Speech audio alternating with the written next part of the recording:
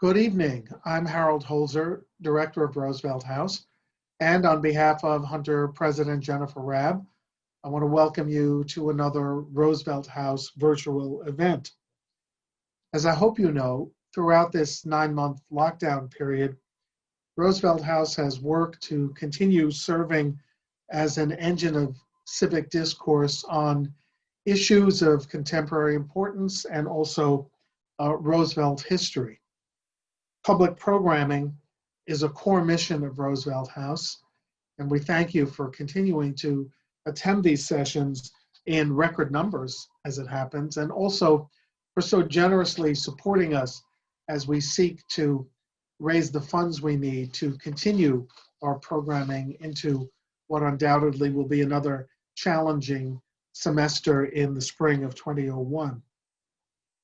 Well, in an ordinary holiday season, a fully lit Hanukkah menorah and a decorated Christmas tree would be on display in the front parlor window of Roosevelt House, beckoning visitors inside. And while we wish, of course, that we could still welcome you in person this year, it's still fitting and appropriate that we get together at holiday time for a program hosted by Roosevelt House, which was itself, remember, a Christmas gift from Franklin Roosevelt's mother, Sarah Delano Roosevelt, to FDR and his wife almost a century and a quarter ago. From inside the house, in the second floor library or second floor parlor, and then of course in the White House, FDR never missed an opportunity to deliver a Christmas Eve radio broadcast. But it wasn't until citizens throughout the country had access to electricity that Roosevelt could be sure to be heard by all.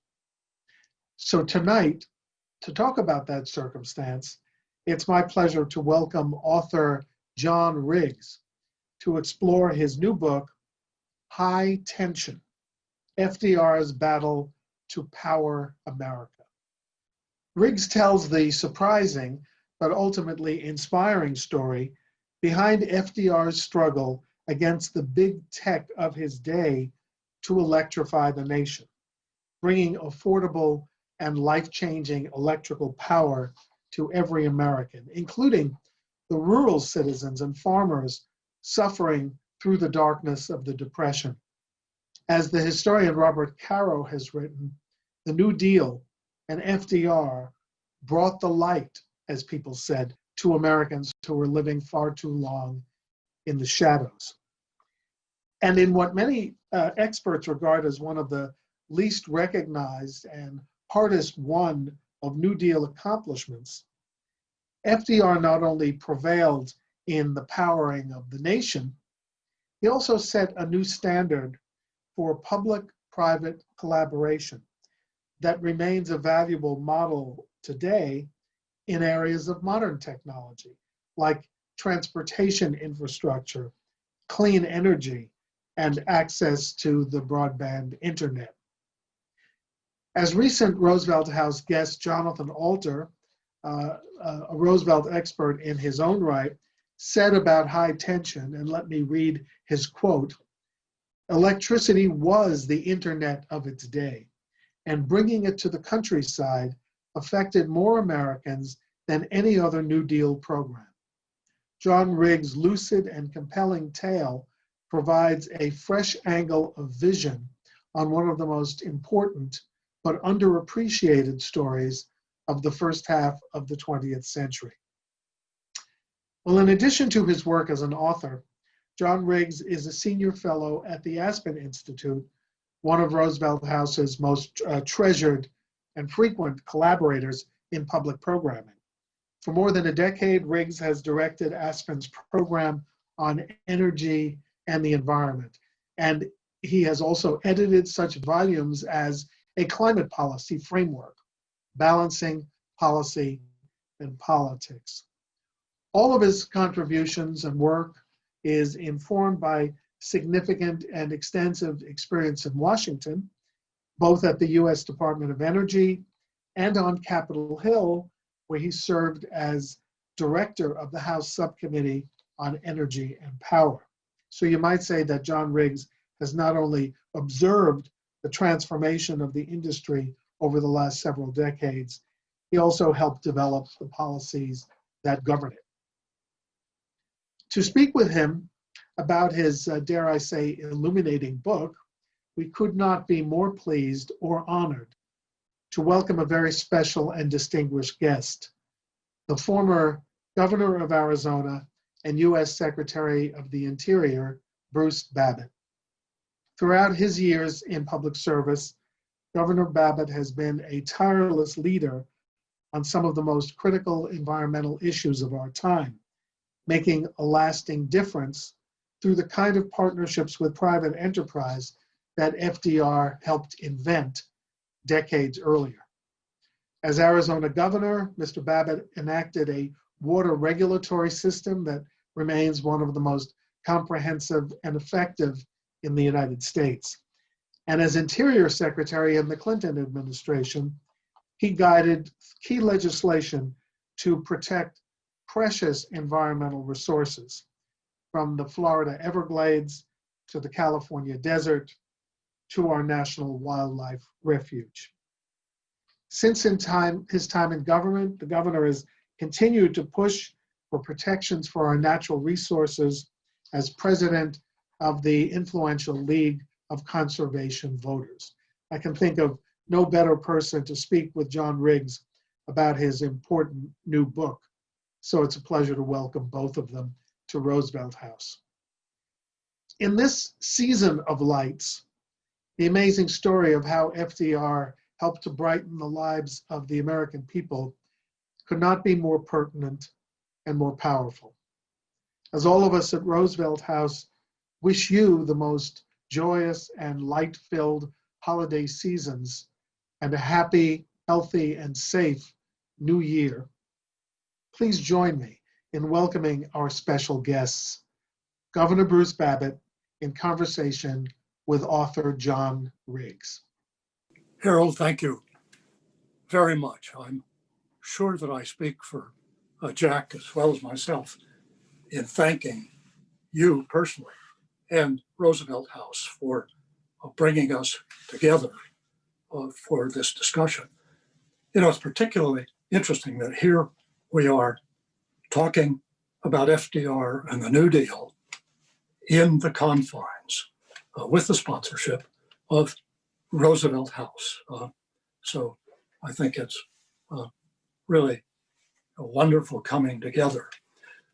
Now, when Jack sent me this book, I got to honestly tell you, I took a look at it and I said, do I really need to know more about public power and the history of its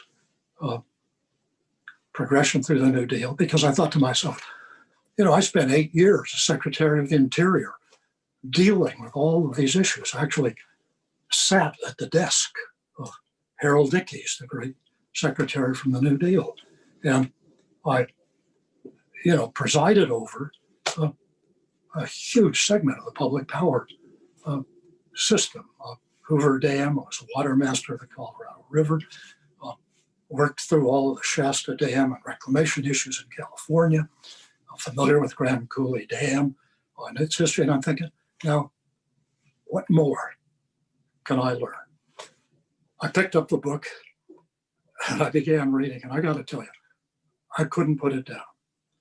It was a revelation, a great story that I really didn't know hardly at all.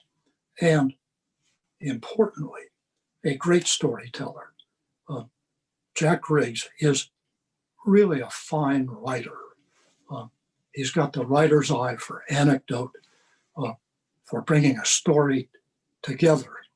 And I quickly stepped away from this idea that this was going to be a dry monograph about public power and all sorts of bureaucratic issues. It's a real live story in the hands of a fine writer.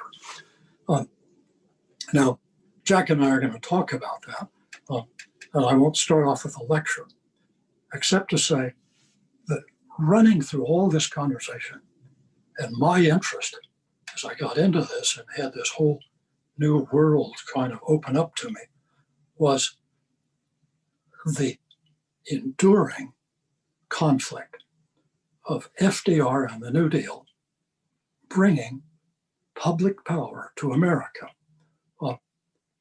In the context of a history in which electrical utilities had grown up in the private enterprise tradition of the United States. And here it is in this country, the domain of private enterprise. Here's FDR driving this proposal for public power in terms of all of these initiatives that we're going to hear about, in which I had the privilege of administering for all those years.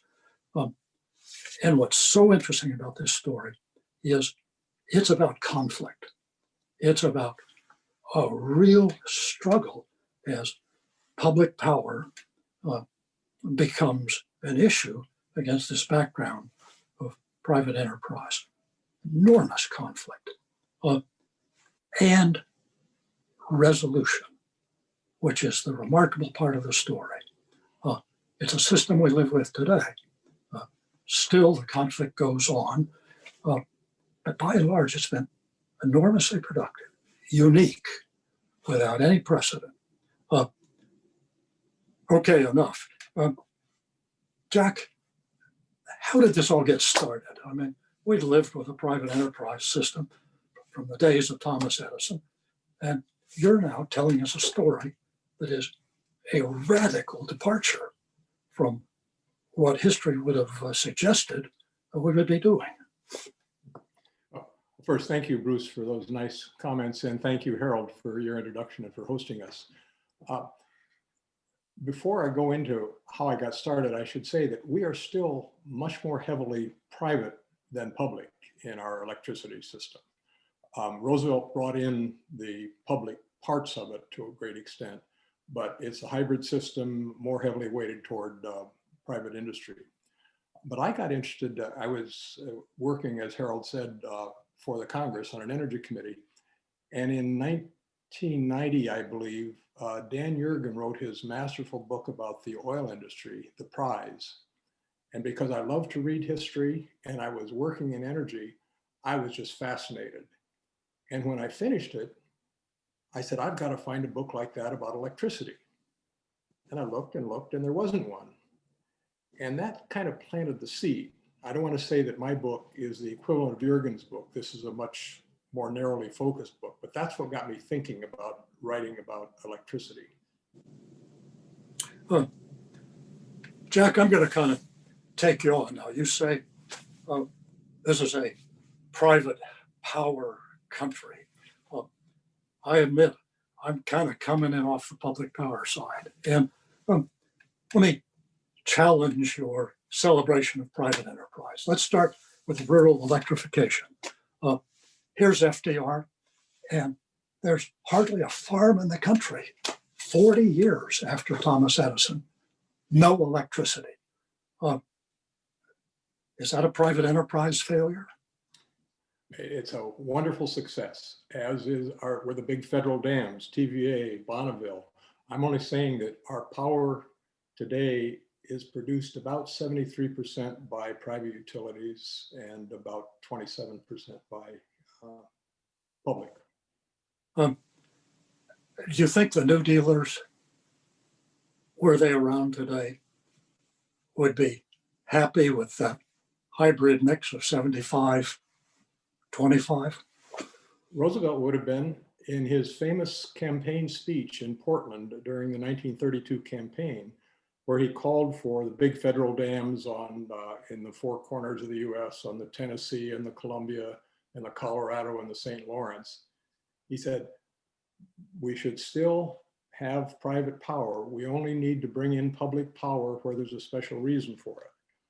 He was not a revolutionary. He was trying to use public power as a yardstick to show that prices could come down and to take power to the rural areas that the private utilities did not want to serve. Yeah, I think that's really an interesting point.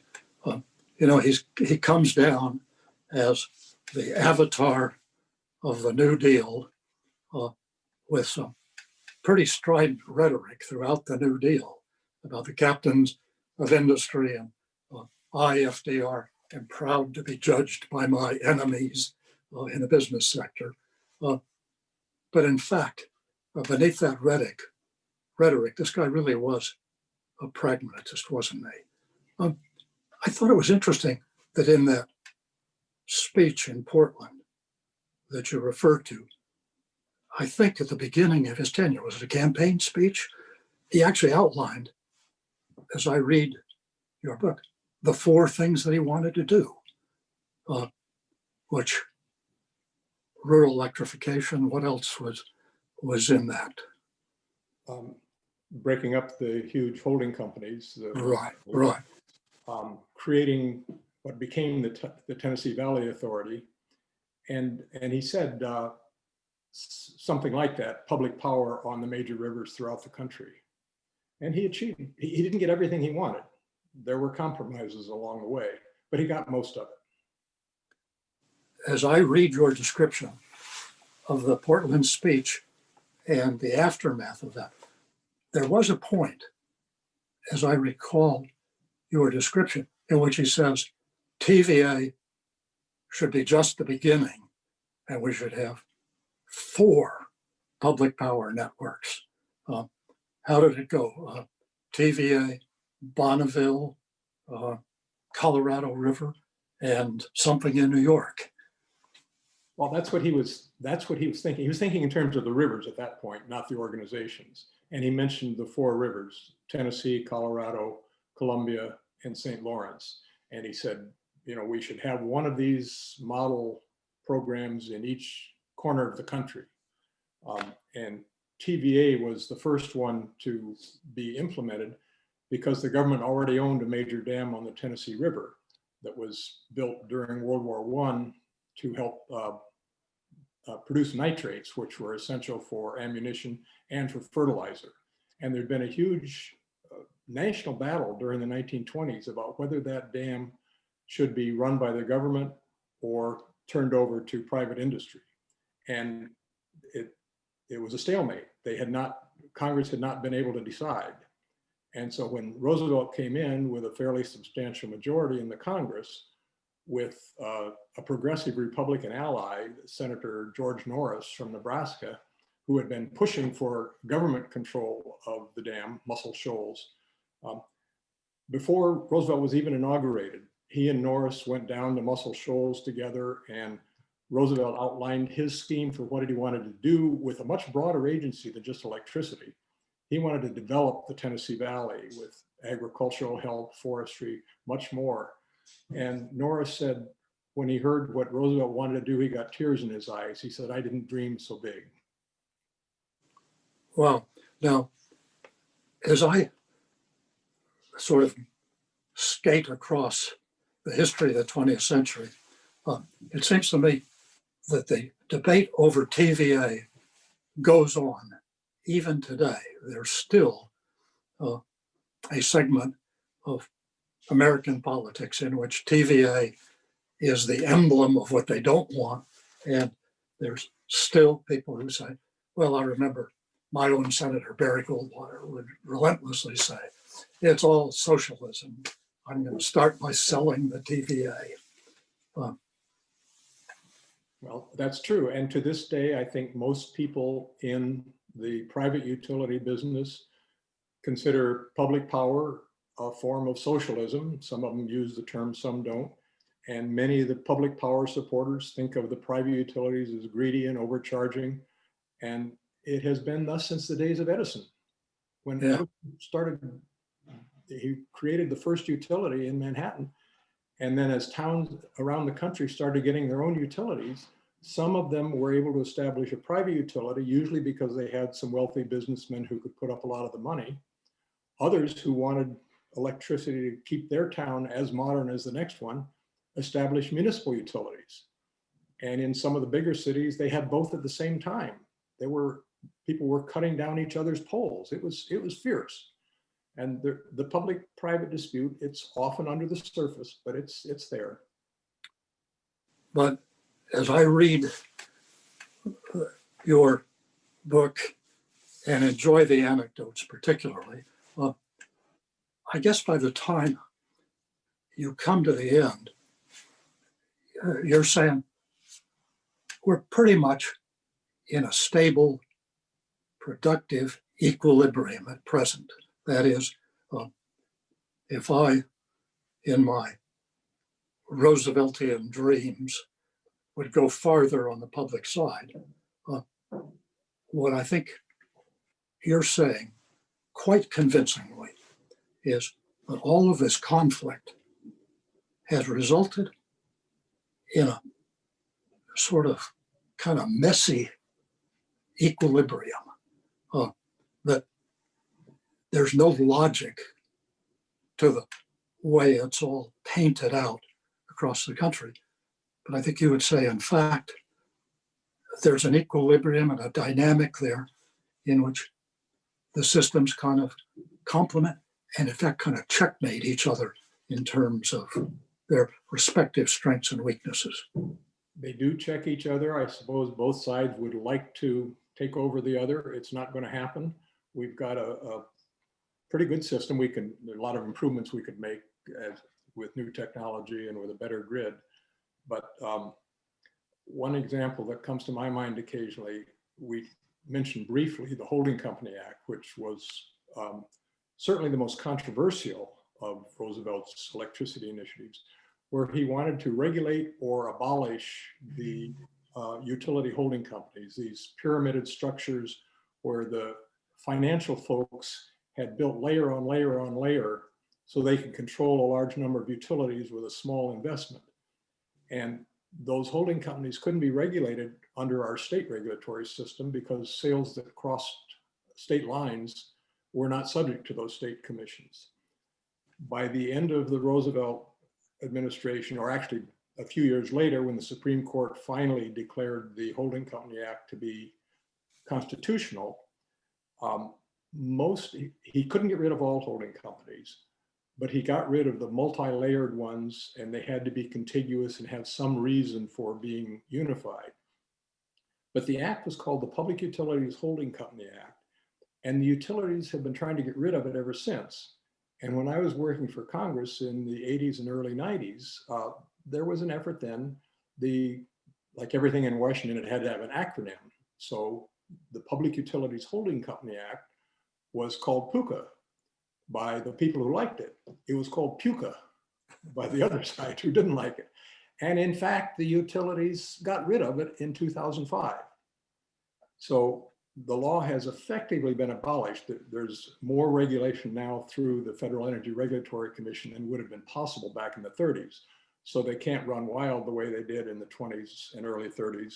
But the law was repealed in, I believe, in 2005. Jack, what you said about the holding companies and TVA makes me think of Wendell Willkie.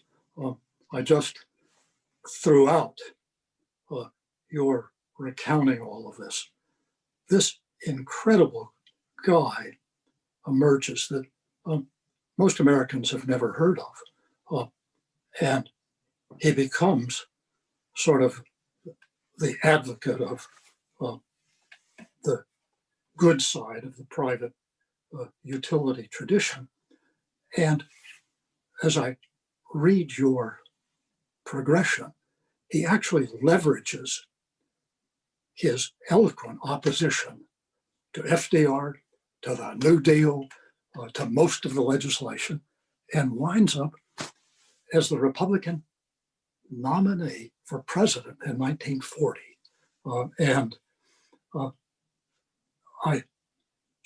He emerges from these pages as someone that I would have really liked to have known, as someone who embodies an awful lot of the great side of conservative American politics.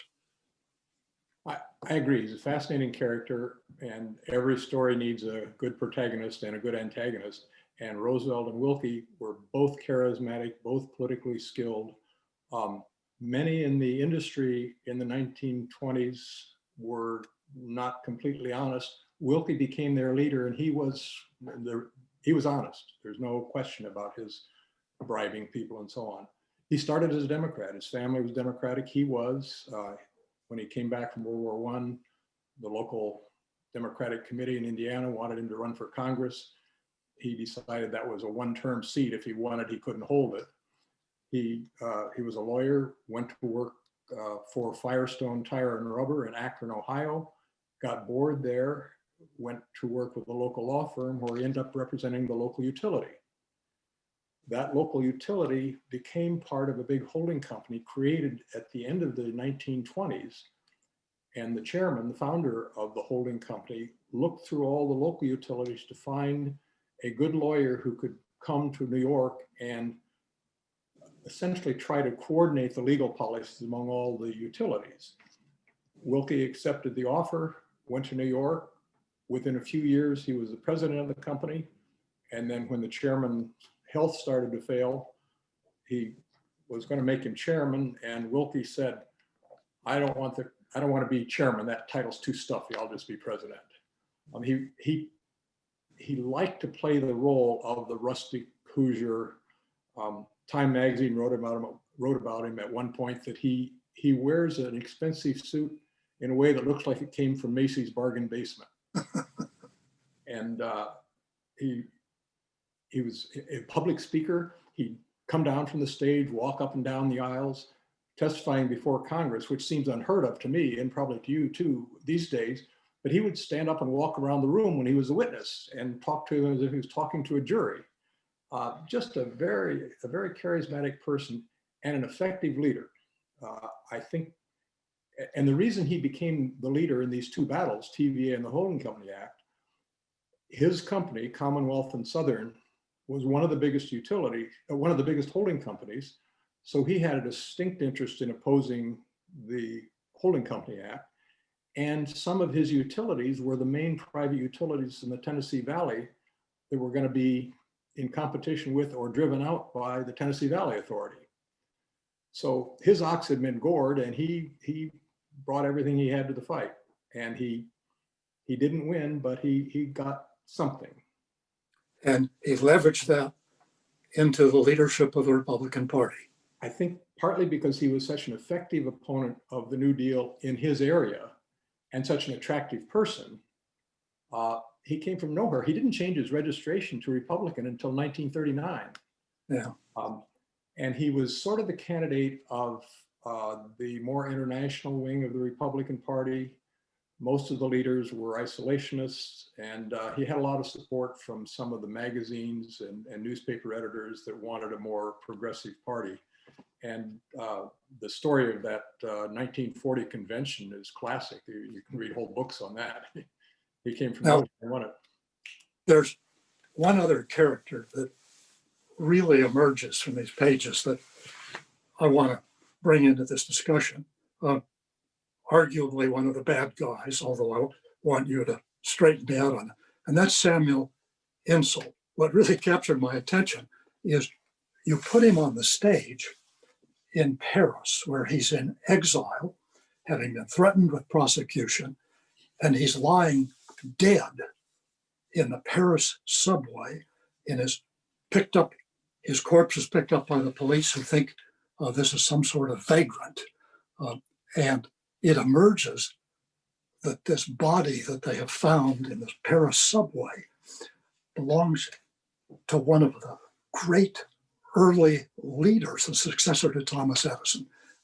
And it seems to me that the way you characterize it, you can't quite make up your mind whether he's a great American in the tradition of Thomas Edison or an evil, conniving, bad guy who sort of corrupted the American utility industry.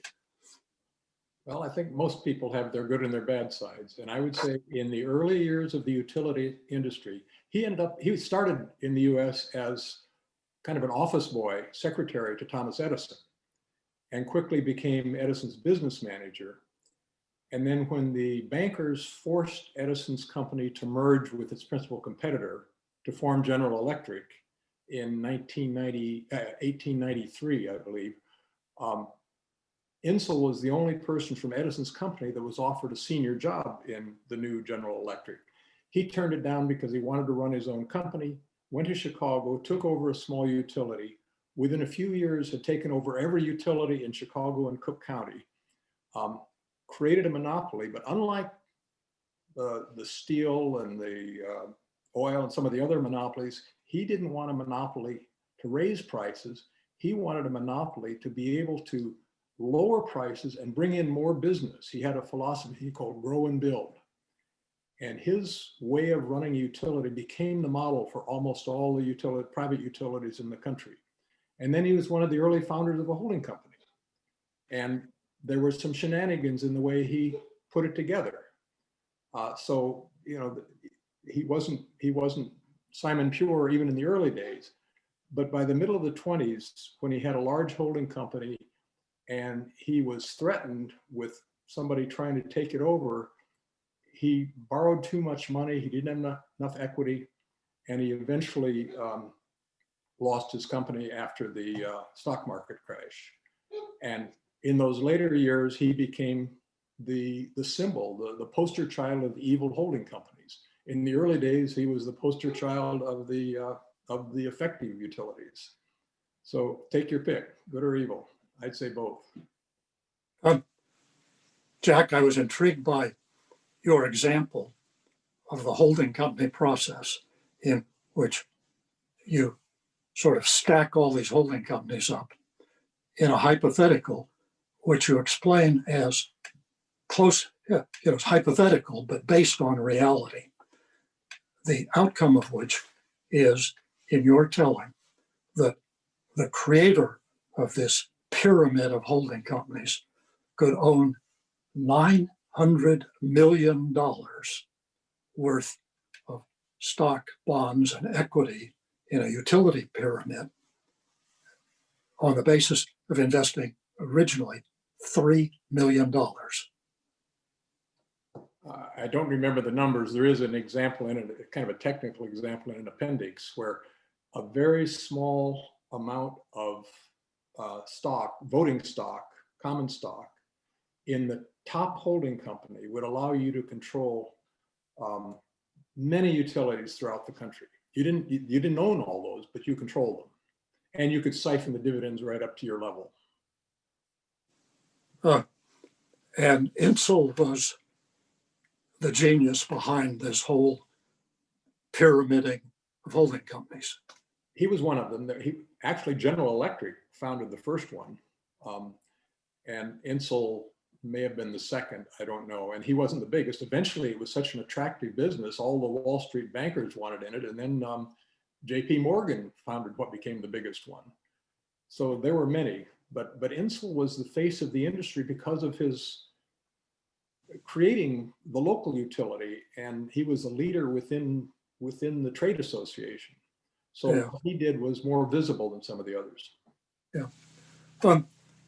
Let's turn to World War II for a moment, because I thought your discussion of the generation crisis leading up to World War II was really interesting. The basic issue being the aluminum is hugely energy intensive, the manufacture of aluminum. And all of a sudden, finally, the United States is in the war and looking at ramping up production in an unheard of level. I thought your telling of that was interesting because pretty clear that the industry led by Alcoa at the time wasn't really ready, anticipating what was going to happen. And it really took FDR's brain trusters and associates and agency leaders to really pick up the stick and say, we got to get going. If we're going to win this war, we got to haul you guys in and make you produce. Is that an overstatement? No, but it may understate what a good job Roosevelt did, because even before we were in the war, even before the war had started in Europe, people anticipated war, that it was likely to break out in Europe, and the US would have to help provide goods to Europe. And Roosevelt got commissions and studies. Commissions get a bad name in the government, but he got people looking at whether or not we would have adequate capacity to continue to grow the economy in the US, help recover from the recession that occurred in 1937, and to provide the additional power needed to provide goods for Europe. And it seemed pretty clear to the people on the study commission that we were not ready. But the private utilities were not used to, they couldn't build a plant and hope demand would come, because the regulators wouldn't give them the return on their investment. The federal government could. And so in fact, the dams built by TVA and the dams that were being built in the Columbia River Valley, Bonneville and Grand Coulee, basically met the entire increased demand that we needed in the first few years of the war. It was a stunning achievement. Private industry said, we can meet the demand when it comes. The aluminum industry, Alcoa, it was a monopoly at the start. Alcoa said, we've got enough capacity, we don't need any more.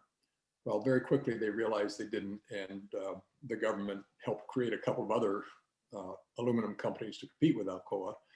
And they used the power on the Columbia River, which is why the aluminum industry is centered there now. And the aircraft industry that went to where the aluminum and the steel was, it was an amazing ramping up for the war effort.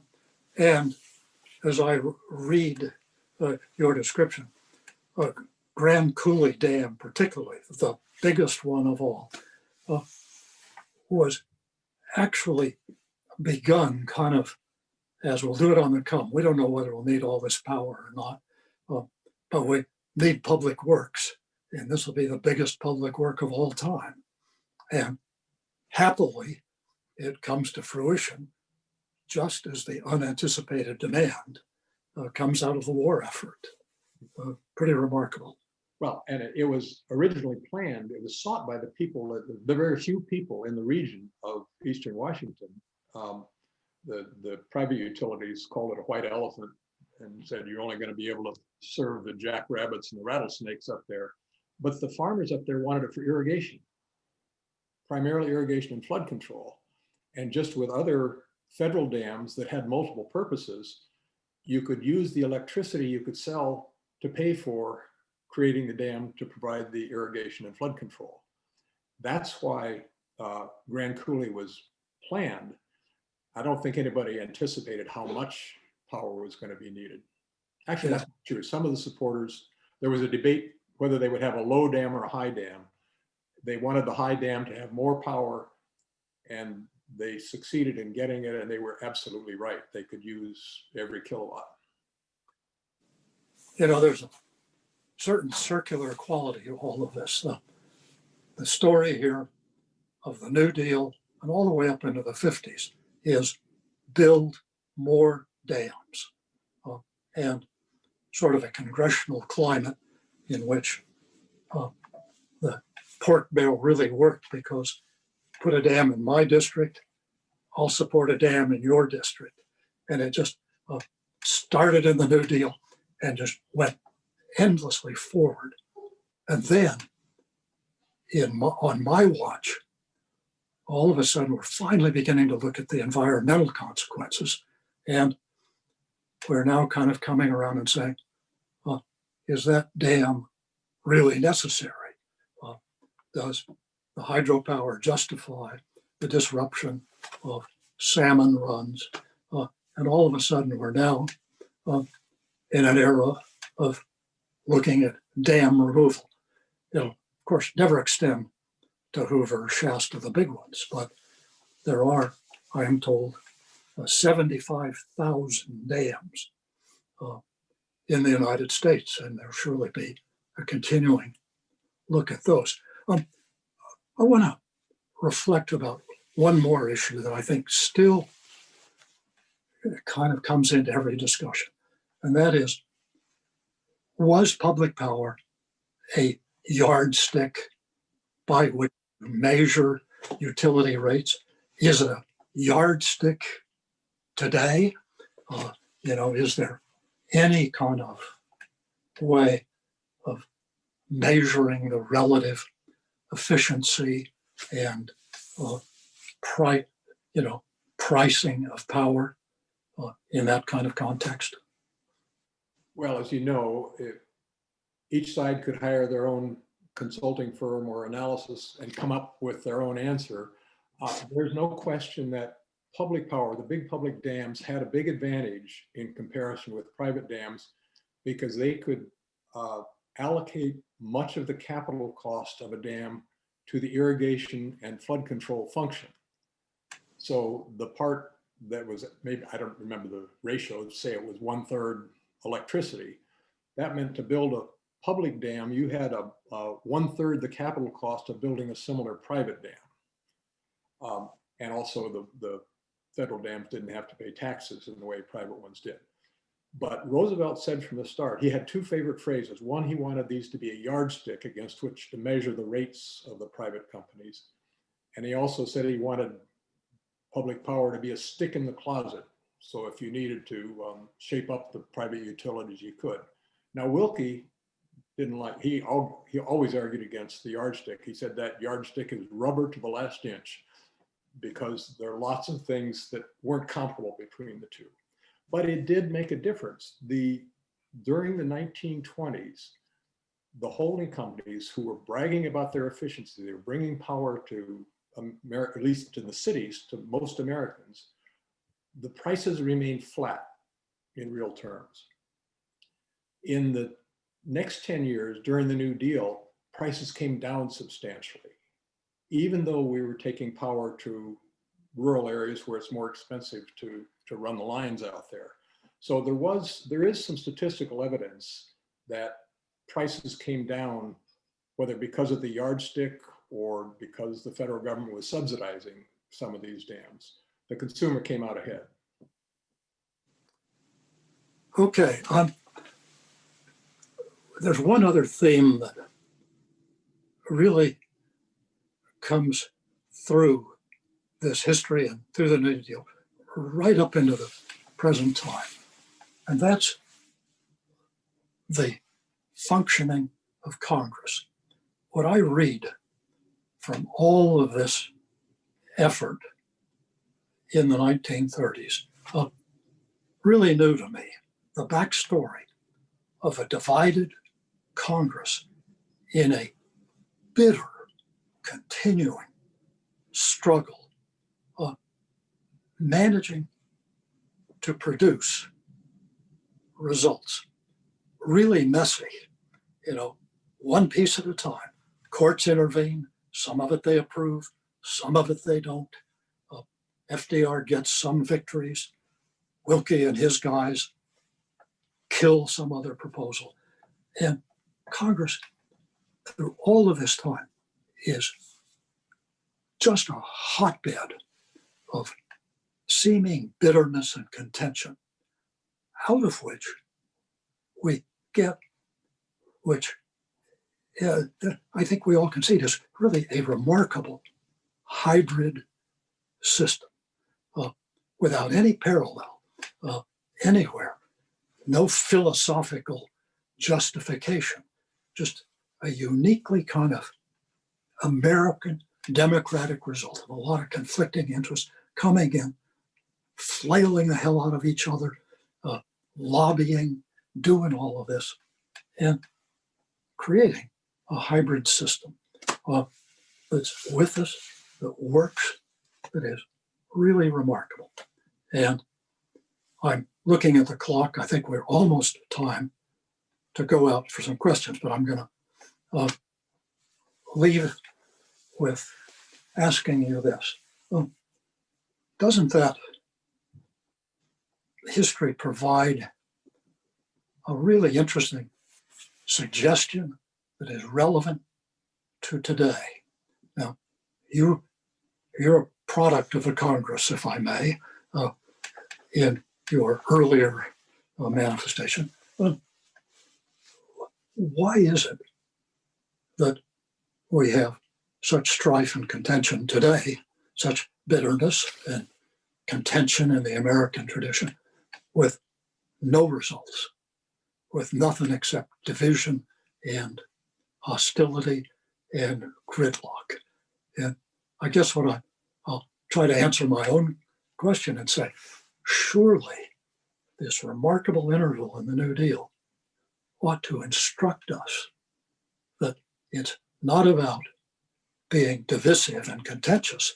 It's about channeling all these disagreements into a productive product, something we desperately need.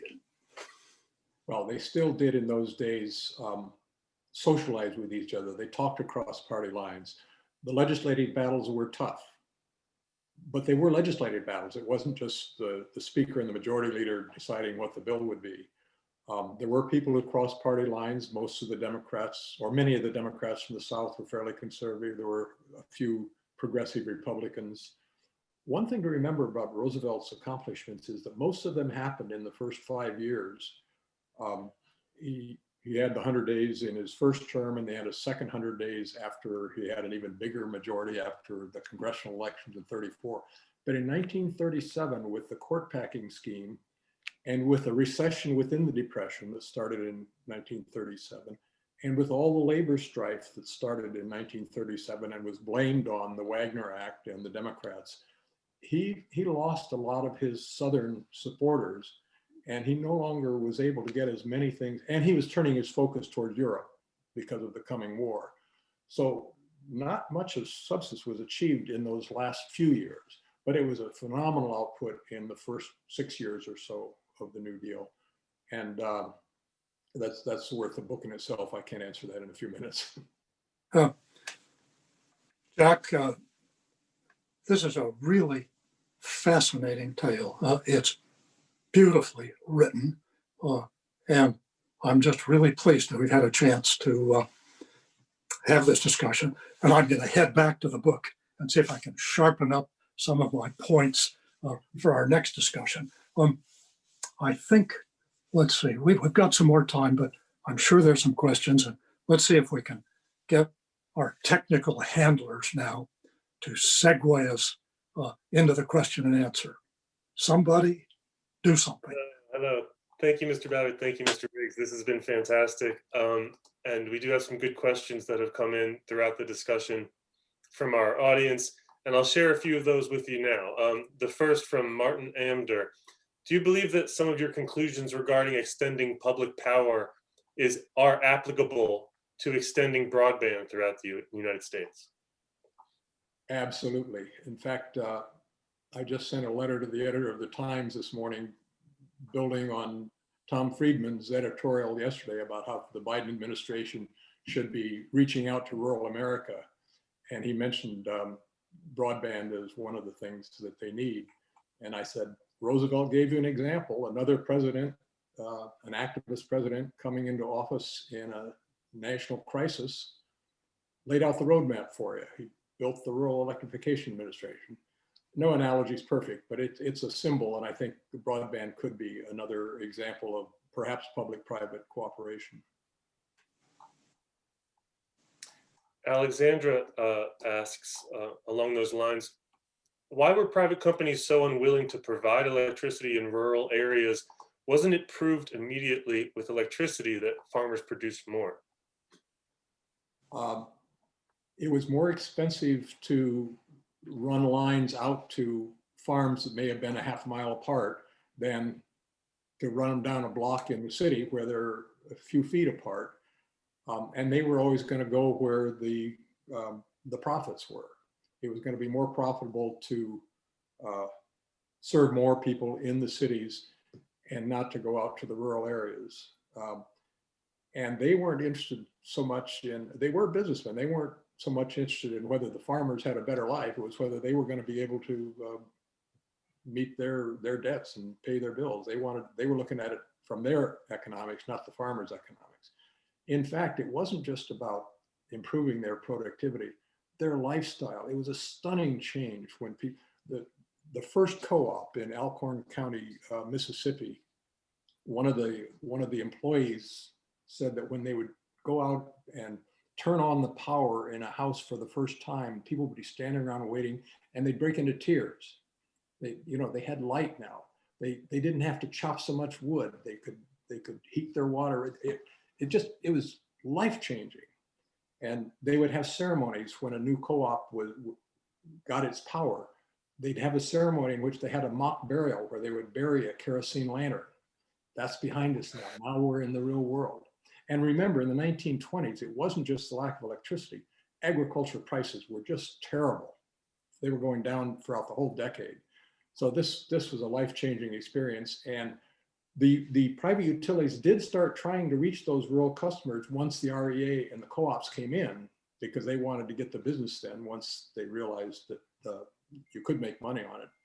So the fight went on in the rural areas as well as in the cities. But the co-ops are with us still today, are they not? Oh yeah, yeah. Yeah. The one more item on that point. When the co-ops were formed and they were starting to serve rural areas, the private utilities would run what the co-ops would call snake lines through a rural area to pick off the few clusters of well-to-do farms or close together farms where you could maybe make a profit. And that made it very hard for a co-op to serve a whole area if somebody had plucked off the best customers. And that went on for many years. A question from our director, Harold Holzer. He asks, what do Governor Babbitt and Mr. Riggs think of Deb Haaland as the choice for next Secretary of Interior? What can she bring to the office? Well, that's a very contemporary question. And she will, of course, now be in charge of administering and overseeing this large segment of the public power system. Well, there's one really interesting parallel to the REA experience that she's going to have. The big issue right now among the Native American tribes of the West is the lack of drinking water. I attended a seminar yesterday among the tribes discussing what can be done about the fact that the vast majority of many Native American groups do not have access to drinking water. Does that sound like the Rural Electrification Administration all over again? And the tribes are actually going to be in front of this new administration saying, we want the equivalent of an REA commitment. Half a century ago, you electrified rural America. And a century later, we still have not provided drinking water to a vast segment of Native America. Quite apart from that, she's wonderfully qualified. She's been a superb member of Congress. She's a Westerner who has made her way out of the Laguna Pueblo into a leading role. And I think it's an inspired choice to have a Native American after all this time. I don't have anything to add to that. I just read about her this afternoon. I don't know her, but it's an inspiring nomination. Yeah. Okay, Steve McConnell asks, according to your book, Insull was responsible for expanding electrification, but he also built these, what Steve thinks are awful layered holding companies. In your mind, was he mostly a good guy or not so good? I think he must have sent that in before Bruce asked me that question. I think the answer is he was both. He was a creative builder of the model utility, model in terms of business, not in terms of ethics, And then later he also, I didn't mention, he was spending an awful lot of money to buy governors and congressmen and city councilmen in Chicago. But when he had been, actually, after he was indicted and he left the country and they extradited him, on his way back, his escort was a young State Department officer who kept a fairly extensive diary of their conversations. And one of the things that Insull said to this young man was that what I did when I did it was honest. With change conditions, it may not be considered honest today. So I think the change conditions were the spotlight was shining on him, but that was his answer. He thought the system was at fault. He wasn't personally at fault. Gotcha. Brian asks, can you discuss the inequities across the country on usage rates and mandatory monthly charge fees? Will this inequity change in the future? I'm not sure I understand the question. There are always going to be inequities in rates depending on the age of your plant. If hydro is very cheap, oil, coal, gas, nuclear, more expensive. Renewables were expensive, they're coming down, but whatever your local utility is buying is going to cost more. It's regional. The Northwest, thanks to these big dams, has had cheap power for a long time. I don't think we want to try for a unified national electricity rate. That sounds, our system isn't set up to administer that. That would mean tearing up the whole system and designing a new one, I think. Larry McGee asks, to what degree do you consider the public-private conflict you chronicle in your book to be an outgrowth of the direct current versus alternating current conflict between Edison and Westinghouse? I don't think they're related. The DC-AC fight in the late 19th century was pretty much over by the early 20th century. All the DC plants didn't close down because there were sunk costs in those investments, but essentially AC won. And by the time the battles I described had come along, that was not a factor.